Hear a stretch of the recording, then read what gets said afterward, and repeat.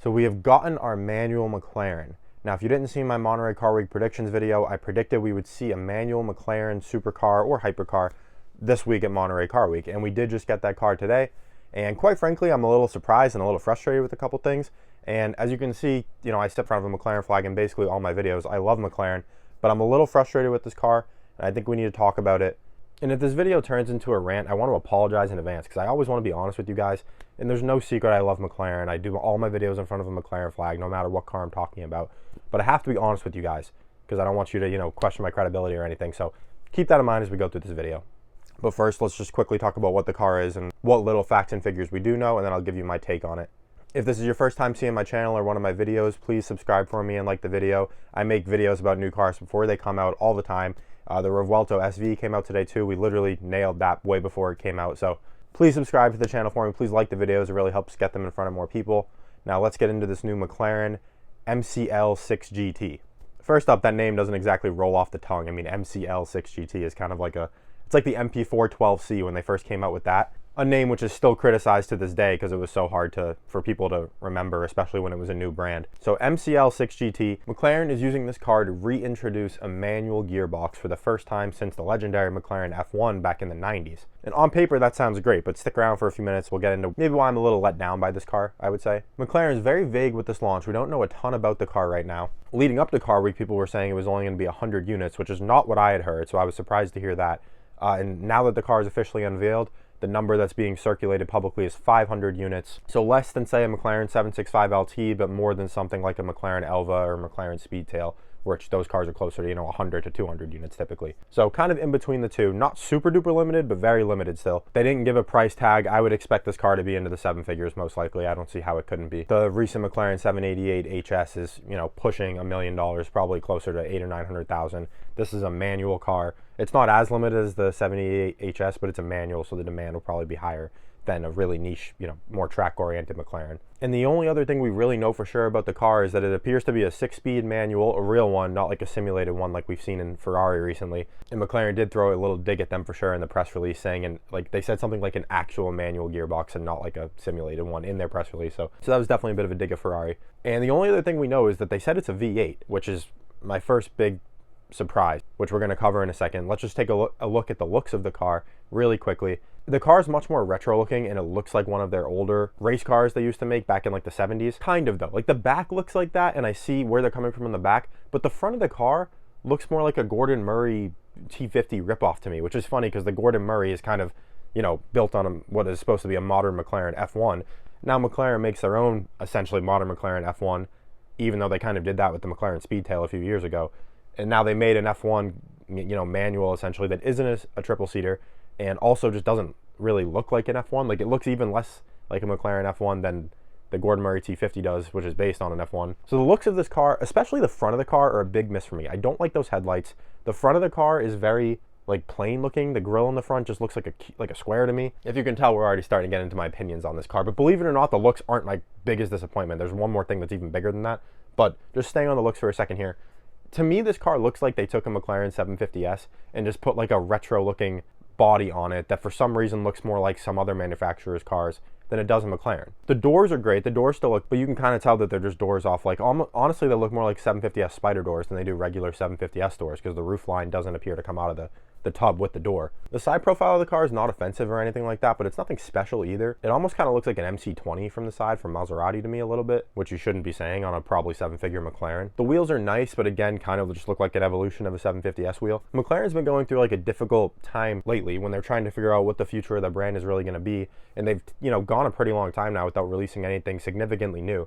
I mean, the 788 HS is really just built on a 750S, which is built on a 720S essentially. So that's not like a groundbreaking car, even though it's a really great car and looks fantastic and everything. This is like their first release in a while that's supposed to set like the new direction of the company. And other than, putting the word manual on the press release, I feel like that's all they really achieved with this car. The engine, I'm going to just put off for 2 more minutes. I want to talk about the interior really quickly. The interior is so bland on this car and it's so clearly just the same binnacle from the McLaren Artura and the McLaren 750S, like in front of you, the driver's zone. That screen is the same screen. They just put like a bigger box around it, which makes the interior look even less special, to be honest with you.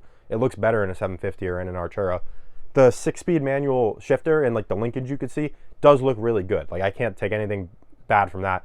but the rest of the car just being like all suede Alcantara looking. And usually McLaren does a good job integrating Alcantara into their interiors, but this one, for some reason, just makes the interior feel very old and not in like a good like retro old way. Like it just doesn't look right to me. This just doesn't look like a McLaren product to me, even on the inside of the car, other than sharing that screen, which they kind of tried to hide with like building a bigger box around it, but that just, it didn't work. The steering wheel is clearly a McLaren steering wheel still, which is fine, which I love the McLaren steering wheel, but they tried to like slightly change the shape down the bottom of the spoke on the wheel, and it's like, why? Everything else is clearly the same shape. The car just doesn't feel special to me, and it's supposed to be a special manual car. And now let's get into why I'm really disappointed about this car. I'm sure you can hear it in my voice. I'm upset, but I love McLaren like to my core. So this car is upsetting me a lot because this isn't the new future relaunch of the brand it was supposed to be. So I've got to be a little careful what I say, because I do, you know, hear things from people who know things that's going on at McLaren. And so I can't give away too much, but I was more expecting for this car to be essentially a road legal manual version of like the Solus GT. Like this was supposed to be a crazy car, not McLaren's standard engine. I won't say what was supposed to be in it, but it's not supposed to be their twin turbo V8, or at least not exclusively. Maybe the twin turbo V8 would have been an option, but we were expecting to see a new engine McLaren hasn't put in a road car, period, in this car with the manual transmission. I thought it was going to look more like a hypercar. This doesn't even look like a McLaren. It doesn't even look as good as like a Gordon Murray 250. I'm just confused about what went wrong here, because this is not like a revolutionary car McLaren showed here. Sure, they're going to put a manual gearbox back in a car, which is fantastic, but let's not act like Porsche hasn't been letting people buy manual cars for the last, you know, ever since the .2 991 GT3 Touring.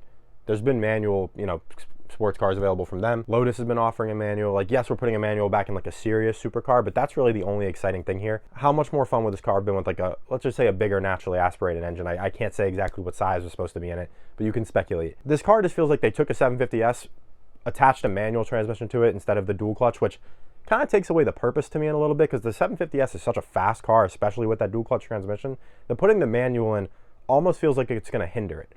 Like if you were putting a manual to a high revving, you know, larger engine, even if it was a naturally aspirated V8 that just, you know, revved really high or something like that, it would feel more special. It would make more sense with this car, more like a McLaren F1.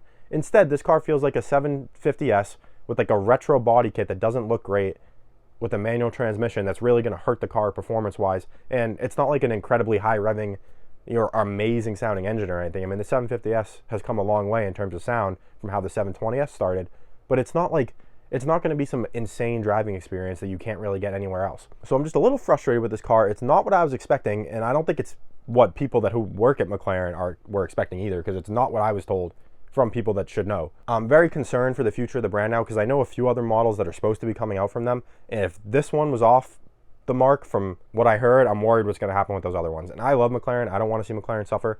One of my favorite cars of all time is a 765 LT Spider, but basically any McLaren from the last 10 years I love. And this is just like breaking my heart a little bit. So I had to get some of this frustration out to you guys, because I'm very concerned about their company and about this car after seeing this. We know they're working on an SUV. They wouldn't say anything about it today at Car Week from what I understand, but they are working on an SUV. It keeps getting delayed and delayed and delayed, and it's going from, is it going to be an EV to is it going to be a V8 all of a sudden? I don't know what's going on over there right now. I'm concerned. This manual car, other than being a manual, seems like a pretty big miss to me. I just want to be honest with you guys always in the videos. I don't want to lie to you just because I love McLaren, clearly. I mean, I do videos no matter the brand I'm talking about. I've got this McLaren flag behind me. A, because I like having it as my studio setup, and B, I love McLaren. And I'm not going to lie to you. If they make something I don't think is a great product, I'm going to tell you, this car is going to be overpriced for how it looks and everything. If this car is anywhere near the price of, say, like a Gordon Murray T50, or even, I think, this really would compete more with the Gordon Murray T33, which has the V12 still and is a manual V12, you know, two-seater car. The T50 is the three-seater one, more like an F1, but it's also like triple the price. Why would you buy this car over like the Gordon Murray T33, which actually has a naturally aspirated high-revving V12 in it with the manual that looks better, honestly, and similar in some ways, but better in other ways? So I just don't understand what they're going for with this car here. I'm going to stop ranting. I'm sure you're just getting sick of listening to me complain. But if you like the video for me, please subscribe to the channel. Please like the video. Let me know in the comments below if you agree with me or if you like this car. If you'd considered, you know, a Gordon Murray T33, because the price tags are probably going to be similar, and I feel like that's a better alternative. Be on the lookout for my other videos coming out this weekend. I'm cranking them out all weekend for you guys about all the new cars, and I'll do a recap video of everything that comes out at the end of the weekend as well. Thanks so much for watching Zox Anonymous, and I will see you in the next video.